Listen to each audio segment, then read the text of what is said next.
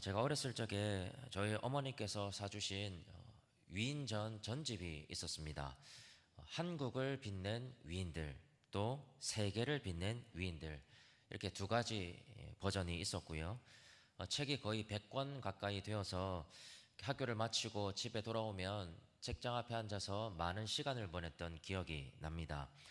거기에 보면 세종대왕부터 시작해서 이순신 장군, 또 현대로 들어오면 독립운동을 했던 김구 선생과 안중근 의사까지 범상치 않은 삶을 살아갔던 많은 사람들의 이야기가 등장합니다. 그래서 이분들의 삶이 다른 사람들에게 귀감이 되는 것은 물론이고, 또 자라나는 청소년들에게는 선한 영향력이 될 수 있어서 권장 도서로 분류되기도 하고요. 단순히 책에 머물러 있지 않고 영화로도 제작이 되는 경우가 많이 있습니다. 역대 한국 영화 중에서 가장 많은 관람객이 관람한 영화가 무엇인지 혹시 알고 계십니까? 네, 얼핏 정답을 들은 것 같은데, 네, 이순신 장군이 주인공으로 등장하는 명량이라는 영화입니다. 그 유명한 신에게는 아직 몇 척의 배죠? 그렇죠. 12척의 배가 남아 있습니다. 이 문구가 이 영화의 주된 배경이 되기도 합니다. 사실은 이미 다 알고 있는 내용인데도 위대한 인물의 이야기는 항상 우리의 마음을 감동시키는 힘이 있는 것 같습니다. 성경도 마찬가지죠. 성경에는 위대한 신앙의 선배들이 많이 등장하고 있습니다. 모세를 한번 생각해 보십시오. 당대 최고 강대국이었던 이집트에서 성인 남자만 60만이 넘는 대민족을 이끌고 노예에서 해방을 시켰던, 불가능에 가까운 일을 해내었던 위대한 사람입니다. 뿐만 아니라 이집트를 빠져나온 후에도 홍해를 마른 땅처럼 건너가게 하고, 광야를 지나는 동안 백성들에게 만나를 먹이기도 하고, 온갖 대적들을 물리치면서 하나님이 세운 지도자로 살아갔던 모세는 별다른 설명이 필요 없는 신앙의 위대한 인물이라고 볼 수 있습니다. 또한 지난주까지 우리가 살펴봤던 엘리야는 어떻습니까? 하나님이 세우신 선지자로서 하늘에서 불을 내리기도 하고, 그가 기도하면 하늘에서 비가 멈추기도 했습니다. 심지어는 죽음을 맛보지 않고 회오리 바람을 타고서는 하늘로 올림을 받은 사람이었습니다. 마태복음 17장에 가면 예수님이 영광스러운 모습으로 변형되신 후에 모세와 엘리야와 함께 대화를 나누고 계시는 모습이 나타납니다. 이것은 절대로 우연이 아닙니다. 지도자로서 예수님을 예표하는 사람이 모세이고, 선지자로서 예수님을 예표하는 사람이 엘리야입니다. 그래서 이들의 이야기는 성경에서도 굉장히 큰 비중을 차지하고 있습니다. 이 두 사람뿐이겠습니까? 성경에는 그 외에도 대단한 사람들의 이야기가 많이 등장합니다. 자, 그런데 그렇다고 해서 성경이 위대한 사람들의 전유물은 아닙니다.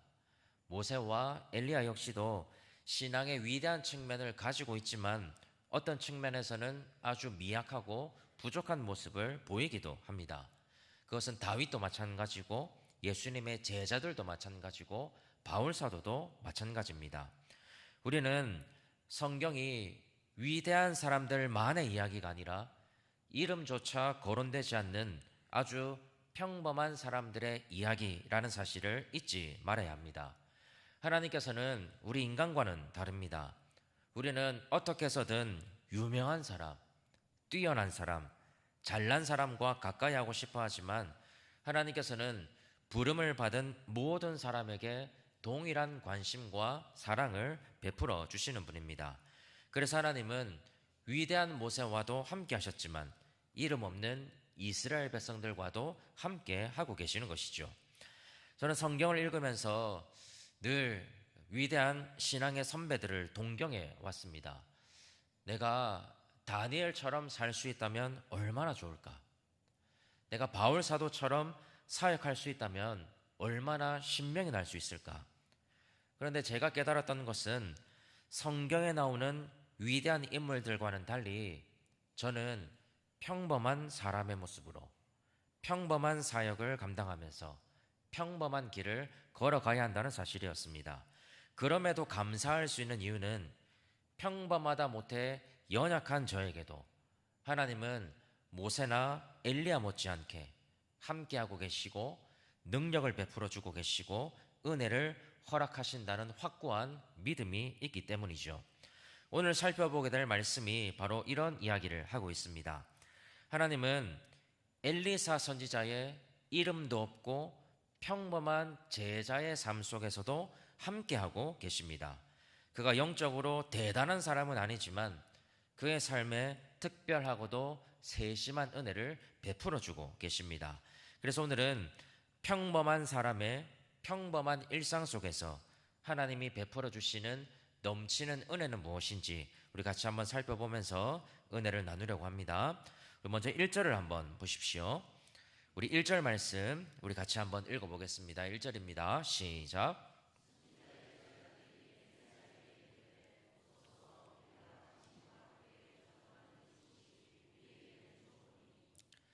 자, 여러분 1절에서 우리가 알 수 있는 사실은 엘리사가 엘리야를 이어서 이스라엘의 선지자가 되었다는 것이고요.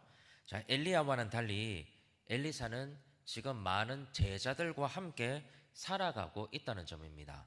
자, 그런데 엘리사가 제자들과 함께 거주하는 곳이 이제는 좁아졌다라고 지금 이야기를 하죠. 자, 1절이 지금 알려주고 있는 것은 엘리사가 주축이 된 오늘 본문의 시대가 과거 엘리야 선지자가 사역하던 시대와는 달리 조금은 분위기가 달라졌다는 것을 잘 보여주고 있습니다. 자, 엘리야의 시대에는 아합과 이세벨이 바알의 신앙을 적극적으로 도입하려고 했습니다. 그래서 하나님의 선지자들을 핍박하고 죽이는 것이 일상이었죠. 오죽하면 오바댜라는 사람이 하나님의 선지자들을 몰래 숨겨두었겠습니까? 자, 그런데 아합과 이세벨이 죽고 엘리야마저도 하나님의 부름을 받은 후에 이제 엘리사가 사역하는 시대에 이르러서는 하나님의 편에 서서 엘리사를 돕겠다고 하는 사람들이 많아졌습니다. 그러니까 생각해보면 엄청난 변화죠. 자, 물론 아합을 이어서 왕이 된 아하시아도 여전히 악한 왕이었고 이스라엘 안에 뚜렷한 회복이 나타나는 것도 아니었습니다. 자, 그래서 이스라엘 전체가 영적으로 회복되어 가고 있다라고 말하기는 어렵지만 이렇게 공개적으로 다수의 사람들이 선지자의 그룹을 이루고 있다는 것은 여전히 어두운 시대를 살아가고 있기는 하지만 하나님을 찾는 사람들이 늘어가고 있다는 회복의 증거이기도 합니다. 자, 그런 의미에서 보면 아합과 이세벨이 지배하던 참혹한 시기가 지나가고 이제는 그야말로 훈풍이 불기 시작하는 봄의 기운이 조금씩 느껴지는 시대가 이르게 된 겁니다. 자, 그런데 엘리사를 포함한 선지자의 그룹들이 좁아진 거처를 지금 어디로 옮겨가고자 하고 있습니까? 2절 한번 보십시오. 자, 우리 2절 말씀 우리 같이 한번 읽어보겠습니다. 2절입니다. 시작.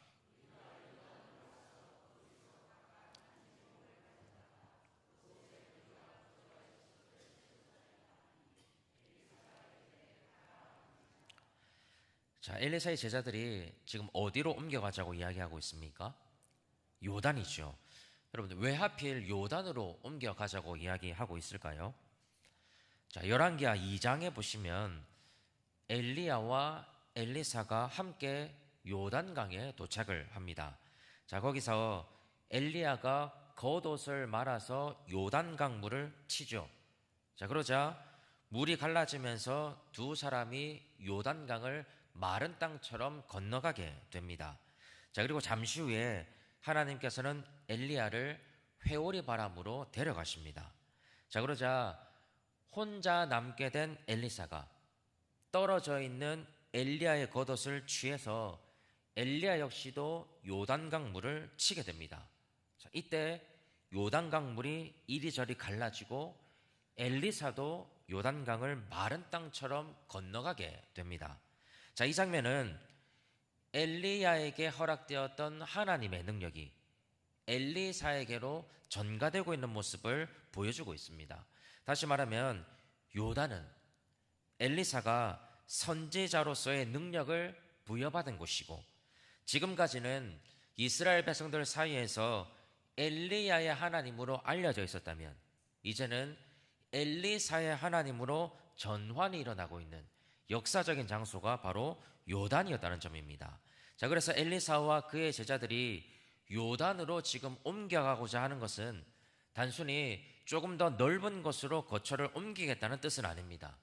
그것보다는 더 높아지고 있는 자신들의 명성과 더 커져가고 있는 자신들의 능력과 더 영향력이 많아지고 있는 자신들의 위치에서 교만한 마음을 내려놓고 모든 능력의 근원이신 하나님을 기억하고자 하는 영적인 발버둥에 가깝습니다. 첫 마음을 회복하고자 하는 뜻도 있을 것이고, 겸손하고자 하는 그들의 거룩한 열망도 함께 포함이 되어 있습니다. 그래서 이 장면만 딱 떼어놓고 보면 참 행복한 모습이죠. 더할 나위 없이 좋은 시절들을 지금 선지자와 제자들이 보내고 있는 겁니다. 자, 그런데 우리의 인생사가 참 다 비슷합니다. 우리가 하나님을 위해서 열심을 내고 실제로 하나님이 크게 역사하기도 하시고, 그래서 영적으로 너무 좋은 시절을 보내고 있을 때, 심지어는 이런 영적인 은혜를 놓치지 않으려고 겸손하고 겸비한 마음을 품는 그때에도 갑작스러운 시련은 우리를 어김없이 찾아오는 법입니다. 우리 4절과 5절 한번 보십시오. 자, 4절과 5절을 보시면 요단으로 거처를 옮기기로 결정한 제자들이 요단에 도착해서 집을 지으려고 나무를 베기 시작합니다. 자, 그런데 제자 중에 한 사람이 나무를 벨 때 어떤 일이 발생합니까? 쇠도끼가 물에 떨어져 버립니다. 자, 5절에는 이런 말씀이 나옵니다. 내 주여 이는 빌려온 것이니이다. 여러분, 오늘날 우리들에게 이 장면은 사실은 별로 대수롭지 않게 여겨질 수 있습니다. 쇠도끼를 물에 빠뜨렸나 보다. 아이고, 조심 좀 하지. 뭐 이 정도로 느껴질 수도 있죠. 자, 그런데 지금 선지자의 제자가 내뱉고 있는 내 주여 이는 빌려온 것이니다, 이 말은 사실은 절망스러운 통곡에 가까운 말입니다. 자, 보통 주전 1200년경을 철기라고 이제 봅니다. 이스라엘은 실제로도 철기 문명이 굉장히 뒤처진 나라 중에 하나였습니다. 그래서 사사기에 보면 이스라엘 민족들이 철병거를 가지고 있는 가나안 민족들을 쉽게 정복하지 못했다는 말씀이 나오죠. 무기 자체가 상대가 되지 않았던 겁니다. 자, 그러다가 이스라엘도 철기 문명을 받아들이고 철제 무기들을 만들게 되지만, 당시의 철, 쇠라고 하는 것은 지금하고는 달리 상당히 비싼 물질이었습니다. 특히 군사적으로 사용하는 철제 무기들과는 달리 쇠로 된 농기구를 소유한다라고 하는 것은 일반 백성들에게는 꿈같은 일이었습니다. 아마 선지자의 제자들은 당대의 엘리사가 가지고 있는 대단한 명성 때문에 이 쇠로 된 이 도끼를 어렵게나마 빌릴 수 있었을 겁니다. 여러분, 당대에 이 쇠도끼가 어느 정도의 가치를 가지고 있었을까요? 어느 정도였을까요? 많은 학자들은 평범한 사람들이 평생을 가도 소유하기 어려운 정도였을 것이다 라고 추정을 합니다. 만약에 망가지거나 잃어버리면 평생을 갚아도 갚을 수 없을 정도였을 겁니다. 그래서 어떤 학자는 오늘날로 말하면 아주 값비싼 외제차와 비슷한 가치가 있었을 것이다 라고 이야기를 합니다. 자, 그걸 한번 감안해 보면 지금 이 제자는 엄청나게 비싼 자동차를 빌렸다가 큰 사고를 내버린 그런 상황과 비슷한 장면에 놓여져 있는 겁니다. 선지자의 제자는 당연히 가난한 사람이었습니다. 선지자도 아니고 선지자의 제자가 무슨 돈이 있고 무슨 재산이 있었겠습니까? 쇠도끼를 다시 사줄 수도 없는 노릇이고 쇠도끼의 값어치를 평생 동안 갚아야 되겠지만 그럴 만한 능력도 없는 사람이었습니다. 열왕기하 4장에 보면 빚을 진 사람이 자기의 자녀를 노예로 빼앗기고 그 자녀가 평생 동안 그 빚을 갚아야 했다는 이야기가 나옵니다. 그게 당시의 사회에서 빚을 갚는 방편 중에 하나였습니다. 선지자의 제자는 별다른 방도가 없다면 꼼짝없이 노예로 팔려가야만 하는 상황입니다. 이런 절체절명의 상황에서 드디어 누가 나섭니까? 엘리야가 나서기 시작하죠. 우리 6절 말씀 한번 보십시오. 6절 말씀 우리 같이 한번 읽어보겠습니다. 6절입니다. 시작.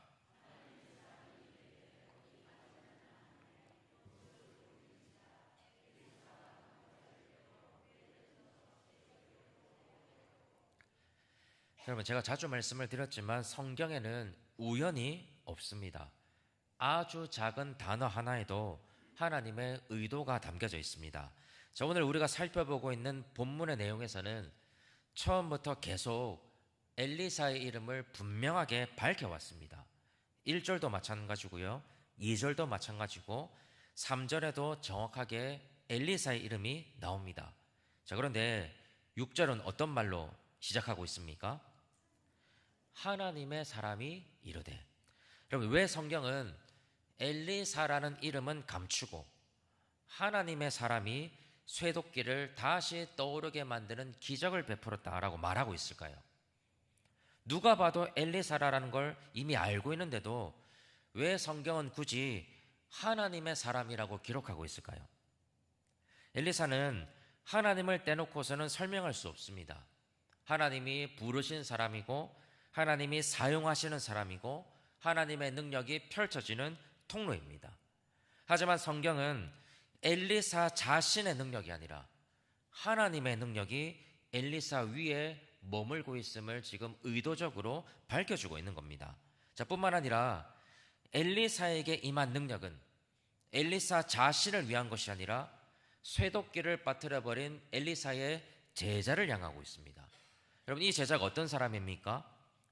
쇠도끼의 값을 갚아줄 능력도 없고 어찌 보면 노예로 팔려가야 할 위기에 처해 있는 이름 없는 제자일 뿐입니다. 그는 하나님 앞에서 대단한 사람도 아니었고 큰 업적이 있는 것도 아니었고 오히려 평범하고 무명에 불과한 사람이었습니다. 하지만 하나님께서는 그가 당하고 있는 어려움에 눈 감지 않으십니다. 하나님은 지체 없이 당신의 능력을 허락하시고 그가 처해 있는 벗어날 수 없는 수렁에서 친히 건져내고 계신다는 점입니다. 여러분, 우리가 지금 살펴보고 있는 열왕기하가 어떤 흐름 속에서 진행되고 있는가를 살펴보면 하나님께서 어떤 분이신지를 보다 분명하게 볼 수가 있습니다. 제가 화면을 하나 준비했습니다. 화면 한번 보실까요? 자, 열왕기하 2장에서 엘리사가 선지자의 직분을 감당합니다. 자, 그러다가 4장으로 가면 엘리사의 제자 중에 한 사람이 경제적인 어려움에 처하게 되죠. 빚이 있어서 자녀를 빼앗길 위험에 처하게 됩니다. 자, 그래서 엘리사가 그 선지자의 집과 특히 그의 아내를 경제적인 아픔에서 건져주는 장면이 나옵니다. 또 같은 열왕기하 4장에서는 수넴 여인이 등장하는데요, 수넴 여인은 아주 부자였습니다. 그래서 엘리사에게 방을 한 칸 내어줄 만큼 부족한 것이 하나도 없는 사람이었죠. 다만 이 여인이 자녀가 없는 것 때문에 괴로워한다는 사실을 알고 아들을 낳도록 도와주게 됩니다. 자, 이 두 가지 장면은 하나님께서 가난한 사람에게도 은혜를 베풀어 주시고 부자에게도 은혜를 베풀어 주신다는 사실을 알려줍니다. 각자가 처해 있는 상황과 어려움은 다르지만 하나님은 두 사람에게 전혀 차별 없이 은혜를 베풀어 주고 계십니다.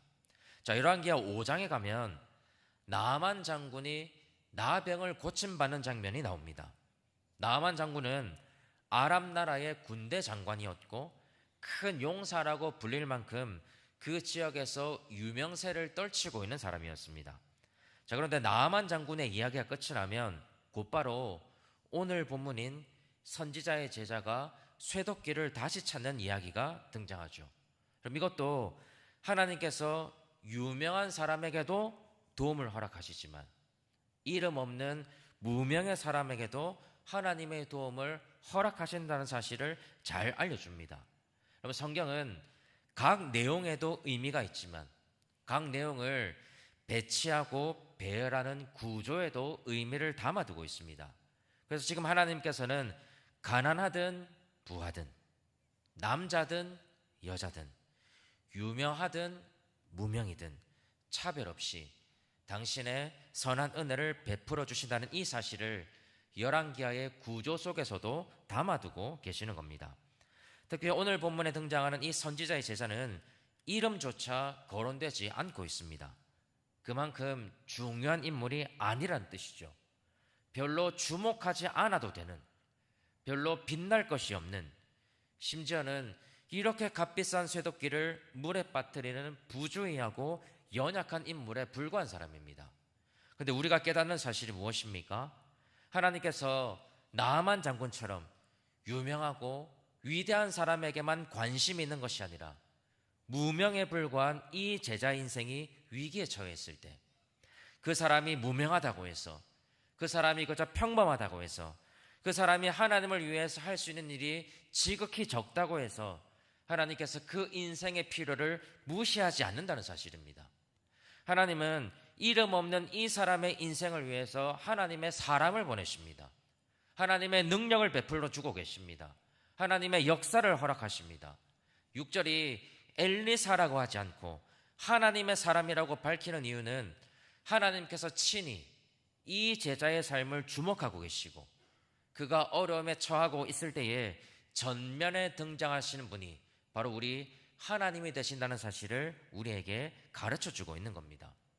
오늘날 우리도 마찬가지입니다. 여기에 있는 우리 대다수는 아주 평범한 삶을 살아갑니다. 이 사회에서도 마찬가지고 영적으로도 마찬가지죠. 여러분, 우리가 유명하다고 한들 이 사회에서 얼마나 유명할 수 있겠습니까? 제가 궁금해가지고 이 설교 준비하면서 인터넷에다가 제 이름 한번 쳐봤습니다. 아무것도 안 나옵니다. 뭐라도 나올 줄 알았는데 아무것도 안 나옵니다. 철저히 무명이죠. 우리가 영적으로 얼마나 대단한들 성경에 나오는 위대한 인물에 비교한다면 우리가 상대나 될 수 있겠습니까? 우리는 어찌 보면 너무나도 평범한 모습으로 신앙생활을 해나가고 있습니다. 그럼 제가 목사라서 여러분들보다 더 낫다고 할 수 있을까요? 그렇게 생각하시는 분들 계시죠? 저는 목사이기 때문에 하나님 앞에서 더 나은 인생이고, 그래서 하나님이 더 많은 관심을 가져주시고 더 많은 복을 주시고, 그래서 제가 기도하면 다른 사람이 기도하는 것보다 더 잘 들어주실까요? 더 잘 들어주실까요? 아닙니다. 제가 하나님 앞에서 올려드리는 유창해 보일 수 있는 기도나 어린 아이가 드리는 아주 미약해 보이는 기도나 하나님은 차별 없이 귀를 기울여 주십니다. 제가 교회로 출근을 하고 매일 성경을 붙들고 씨름을 하고 뭔가 하나님의 일을 감당한다고 해서 더 괜찮은 삶이 아닙니다. 지난 금요일 날 하나님과 한 달 살기를 하면서도 나누었던 내용인데요. 그럼 교회에서 하나님의 일을 한다는 것도 참 괴로울 때가 있는데 매일 저 세상 속에서 힘겨운 영적 전쟁을 벌이면서 살아가는 우리 성도님들의 삶이 얼마나 힘들겠습니까? 척박한 삶의 환경 속에서 믿음을 지켜보려고 애쓰고 그러다가 실패하기도 하고 무너지기도 하는, 어찌 보면 부족해 보이는 신앙처럼 보일 수도 있지만 하나님은 목사나 성도나 차별을 두지 않으십니다. 직분이 다르다고 해서 하나님의 사랑이 달라지는 것은 아니기 때문입니다. 우리가 누려야 하는 감사와 위로가 바로 여기에 있습니다. 이름 없는 무명의 제자일지라도 하나님은 그의 삶을 향해서 눈길을 떼지 않으시고 그의 피로와 아픔과 괴로움에 민감하게 반응하고 계십니다. 마찬가지로 오늘날 우리들이 지극히 평범한 삶을 살아가고 영적으로도 대단한 결과물이 없고 오히려 영적으로 흔들거리고 비틀거리는 연약함이 있다고 하더라도 하나님께서는 우리를 사랑의 눈으로 주목하고 계시고 도움의 손길을 거두어 가지 않으신다는 사실입니다. 하나님께서는 필요하다면 기적을 베풀어서라도 우리를 인생의 수렁에서 건져주시고 크신 은혜를 베풀어 주신다고 한들 갚을 것이 아무것도 없어 보이는 우리지만 그럼에도 우리에게 은혜를 베풀어 주시기를 기뻐하십니다. 그런 하나님의 따스한 마음이 오늘날 우리를 향해 있다는 사실입니다. 여러분, 하나님께서는 대단한 사람과만 함께 하시는 것이 아닙니다. 수많은 간증거리가 있고 뭔가 하나님의 역사하심이 풍성하다고 말할 수 있는 그런 사람들과만 함께 하시는 것도 아닙니다. 하나님은 자랑할 것이 없고 때로는 영적인 성공보다는 실패가 훨씬 더 많은, 그래서 평범하기 그지없는 오늘 우리들의 일상을 주목하고 계시고 그 일상을 우리와 함께 거닐고 함께 보내시면서 우리와 동행하고 계신다는 점입니다. 뿐만 아니라 오늘 선지자의 제자가 탄식하고 있는 것처럼 나의 기도 제목들, 나의 어려움들, 내 마음의 응어리와 아픔들 하나님은 다 듣고 계십니다.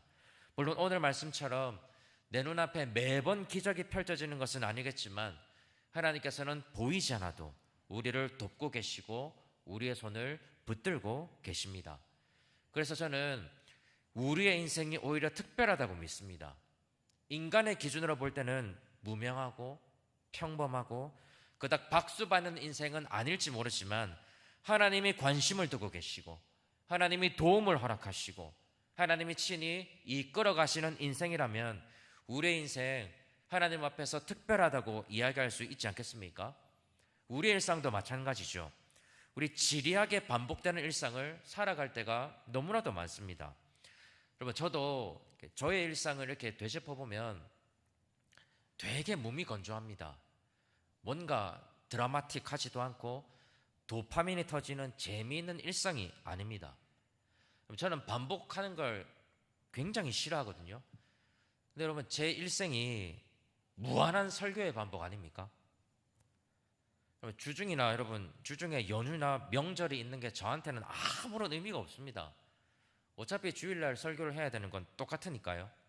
어떤 분들은 저를 되게 부러워하시는 분들도 계세요. 목사로 한번 살아보시겠습니까? 지금 제 아들이 커서 목사가 되고 싶다고 하는데 뭘 몰라서 하는 말입니다 지금. 근데 여러분, 제가 오늘 말씀을 준비하면서 우리 교회 3층 목양실에서 때로는 새벽부터 때로는 밤늦게까지 아무도 주목하지 않고 아무도 관심을 주지 않지만 그 자리에서 말씀을 연구하고 준비하는 특별할 것이 없는 평범한 그 일상이 사실은 하나님이 주목하고 계시고 하나님이 도움을 허락하시고 지혜를 허락해 주시고 하나님이 함께 하시는 특별한 은혜의 현장이 되신다는 사실을 깨닫게 됐습니다. 그러니까 그 시간이, 그 일상이, 반복에 불과한 제 삶이 하나님 앞에서 얼마나 감사한지 모릅니다. 여러분의 일상도 마찬가지 아니겠습니까? 아침마다 같은 시간에 일어나서 아이들을 학교에 보내는 엄마의 일상, 매일 같은 직장으로 출근하는 그 직장인의 일상, 가족들의 식사를 챙기고 설거지를 하는 평범한 일상, 새끼를 먹고 운동을 하고 산책을 하고 공부를 하고 잠을 자는 여러분들이 살아가고 있는 별로 특별할 것이 없는 그 일상의 장소에서 하나님은 여러분들을 주목하고 계시고 여러분들의 어려움을 헤아려 주고 계시고 우리의 일상을 넘치는 은혜의 현장으로 변화시켜 주고 계십니다. 그 하나님을 믿음의 눈으로 바라보고 감사하는 것, 그것이 우리가 회복해야 할 감사의 제목이 됩니다.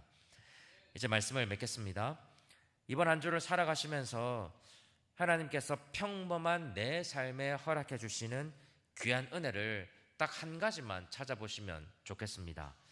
밤에 잠에 들기 전에 오늘 하나님께서 나를 어떻게 도우셨는지 한번 묵상해 보시면 좋겠습니다. 대신에 대단한 것을 찾지 마십시오. 그냥 제 시간에 일어날 수 있었던 것, 누군가에게 듣게 된 위로의 한마디, 가족과 먹게 된 식사 한 끼, 너무 피곤하지만 일을 할 수 있는 것, 하루도 무사히 마칠 수 있게 된 것, 영적으로도 내가 기도할 수 있는 것, 이런 평범한 일상 속에 하나님이 주시는 넘치는 은혜를 발견해 보시면 좋겠습니다. 꼭 기억하십시오. 무명의 나에게도 관심을 주시는 하나님, 평범한 나의 일상에도 은혜를 베풀어 주시는 하나님, 그 하나님이 나의 평범한 일상을 은혜가 넘치도록 역사해 주실 것입니다.